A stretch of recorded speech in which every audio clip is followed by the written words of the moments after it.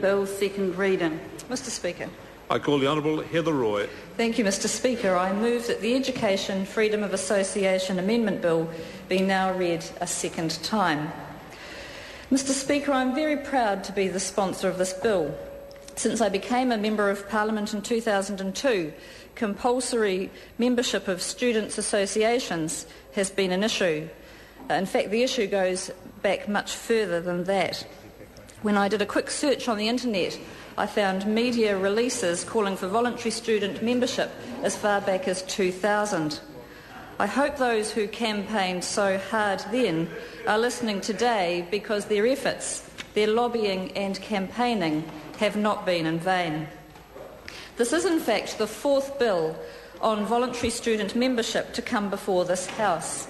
It's not an issue that will go away, and only full voluntary membership of students' associations will solve the principled human rights issue and practical accountability and responsibility issues that compulsory membership violate. These issues were all traversed in detail at the Select Committee hearings. I would like to thank the committee for their hard work, especially the leadership of Chair Alan Peachey.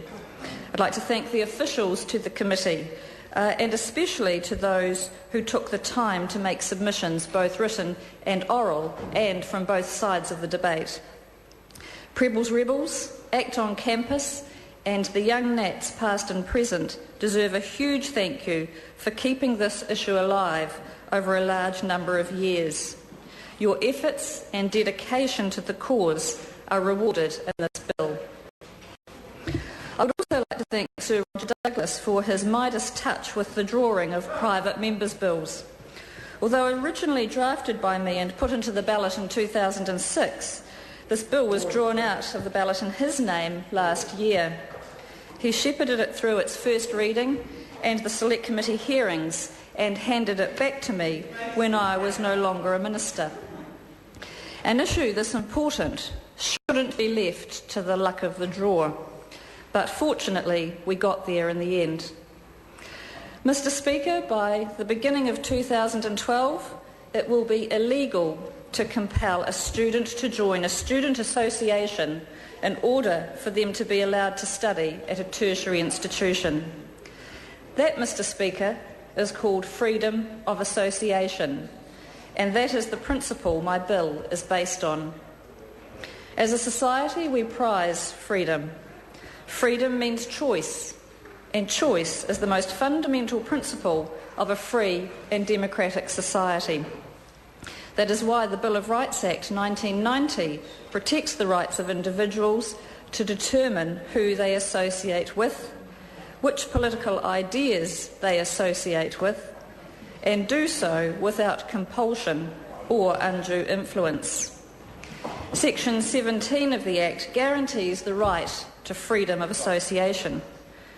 Compulsory membership of associations is simply not commensurate with this clause. Over time, attempts to soften compulsory membership by introducing conscientious objection and referenda provisions have failed to resolve the major conflicts of compulsory membership with the Bill of Rights Act and with the financial interests of students. It is extraordinary, too, that many years after trade union membership was made voluntary for workers without the sky falling in, that universities and polytechnics, seemingly bastions of freedom of thought, of speech and inquiry, have maintained compulsory membership of students' associations. Now this relic of a bygone era is finally to be bid farewell. A high level of accountability is essential with any form of public funds. However, students' associations have consistently shown that they lack the accountability necessary to manage the sort and scale of funds which compulsory membership gives them. Lack of democratic accountability in the form of low election turnouts means that democratic processes have failed to ensure that mainstream interests are represented. Likewise, poor financial accountability has been the norm rather than the exception. Often the only tangible checks and balances on an association's expenditure is a treasurer's report at executive meetings and a yearly audit. Too many of these audits show deeply worrying trends of financial mismanagement and fraud, and we don't have to look very far, Mr. Speaker, for the evidence. In 2003, the office manager of Massey's Students' Association was jailed for stealing $203,000 of students' money. In 2005, the Victoria University Maori Student Association treasurer was jailed for stealing $161,000. In 2007, the president of VUSA spent $22,000 upgrading the association's van without authority.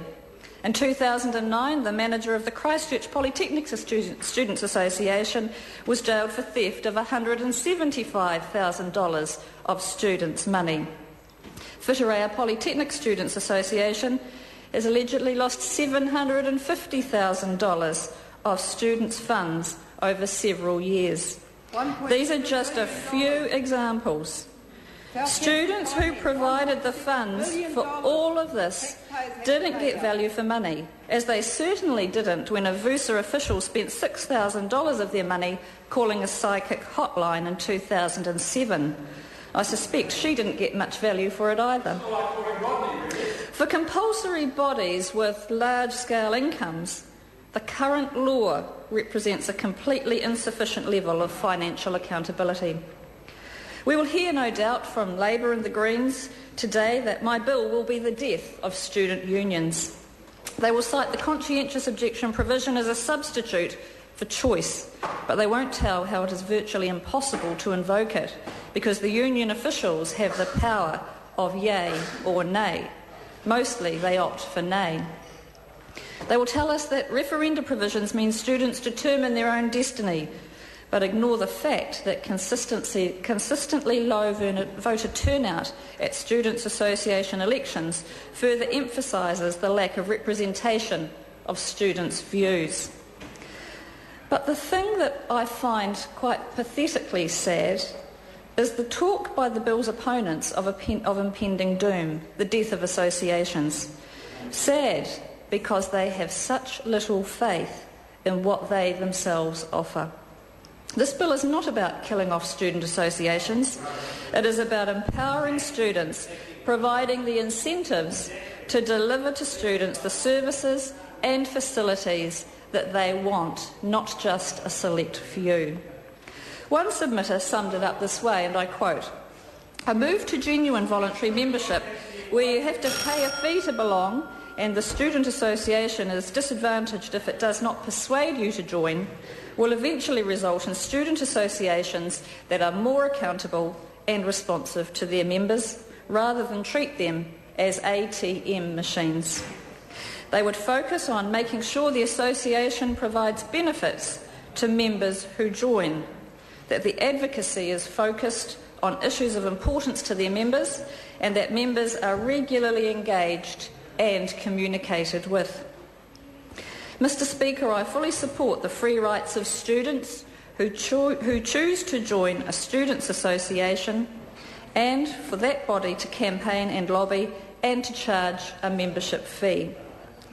The rights of that association, however, should not extend to compelling others to join, be charged a levy or to be actively misrepresented. The Education Freedom of Association Bill will allow students to decide for themselves whether an association is a club they want to belong to. It will align the rights of students with all other sectors of our society. Freedom of association means real choice. It means students will also have the freedom to dissociate. Mr. Speaker, I thank those parties, the National Party and United Future Party, who are supporting my bill tonight, and I myself commend this bill to the House. The question is that the motion be agreed to.